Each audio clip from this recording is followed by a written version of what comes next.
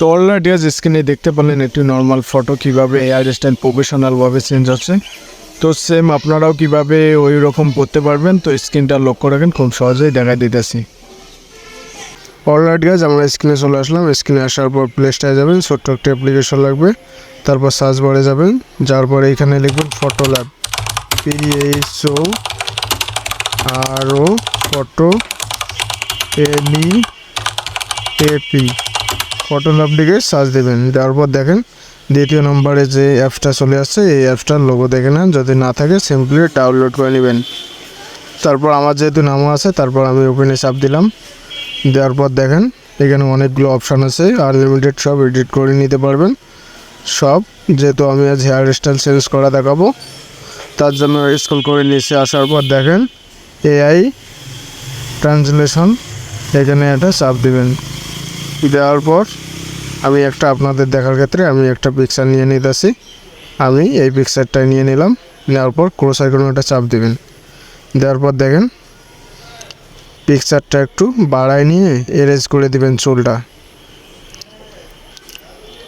একটু দেখে সাইজ মতন হেয়ার স্টাইলটা এরেজ করে দিবেন, ভালো করে এরেজ করে দিবেন। তারপর এখানে টিক মার্কে একটা চাপ দিবেন। দেওয়ার পর যে ধরনের হেয়ার স্টাইল চেঞ্জ করতে চাচ্ছেন সেই ধরনের এইখানে টাইপ করে দিবেন। এখানে আমি লিখে দিলাম বয়েজ স্টাইল হেয়ার। তারপর এইখানে একটা চাপ দিবেন। দেওয়ার পর দেখেন আপনারা যেরকম হেয়ার স্টাইল চেঞ্জ করতে চান সেই রকমটা টাইপ করে দিবেন। দেখেন আমাদের হেয়ার স্টাইল দেখেন আমাদের শো করাই দিছে। তারপর যদি এগুলো পছন্দ না হয়, তারপর প্লাস আইকনে চাপ দিবেন। দেওয়ার পর আরও 3টা দেখাবে। দেখেন একদম প্রফেশনালভাবে চেঞ্জ করে দিছে। আবার পছন্দ না হলে আবার একটা প্লাস আইকনে চাপ দিবেন।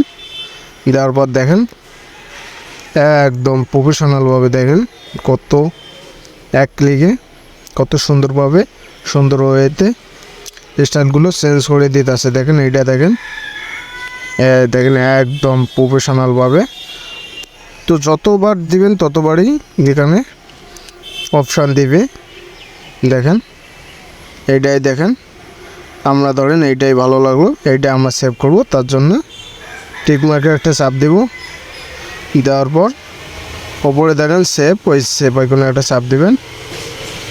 দেওয়ার পর আমাদের পিকচারটা সেভ হয়ে যাবে। তারপর গ্যালারি থেকে যদি দেখি এইখানে একটা ওয়াটারমার্ক পাবেন, তো সিম্পলি এই ওয়াটারমার্কটা রিমুভ করার জন্য শেয়ার ফেলে যাবেন। যাওয়ার পর এখানে দেখেন স্ন্যাপচ্যাট, এই অ্যাপসটা না থাকলে আপনারা সিম্পলি ডাউনলোড করে নেবেন। এখানে একটা চাপ দিলাম। যাওয়ার পর টুলসে যাবেন। যাওয়ার পর হেলিং আছে, হেলিংয়ে যাবেন। যাওয়ার পর একটু বাড়ায় নিয়ে এটা এরেজ করে দিবেন লেখাটা। যাওয়ার পর দেখেন অটোমেটিক আমাদের লেখাটা রিমুভ হয়ে গেছে। তারপর সাইনিংয়ে একটা চাপ দিবেন। দেওয়ার পর চাইলে এখান থেকেও একটু কালার গ্রেডিং করে নেব আমরা। তার জন্য এখানে গেলাম।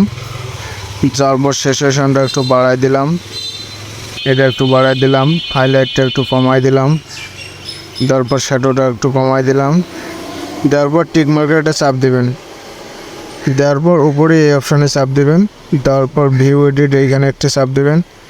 দেওয়ার পর এইখানে একটা চাপ দিয়ে মুখটা এরেজ করে দিবেন। দেখেন মুখটা যেহেতু আমাদের লাল দেখাইতেছে, আমরা মুখটা আগের মতো থুবো আর পেছনটা ওরকমই থাকবে। দেখেন and send it in and send it for your body. Or just one word.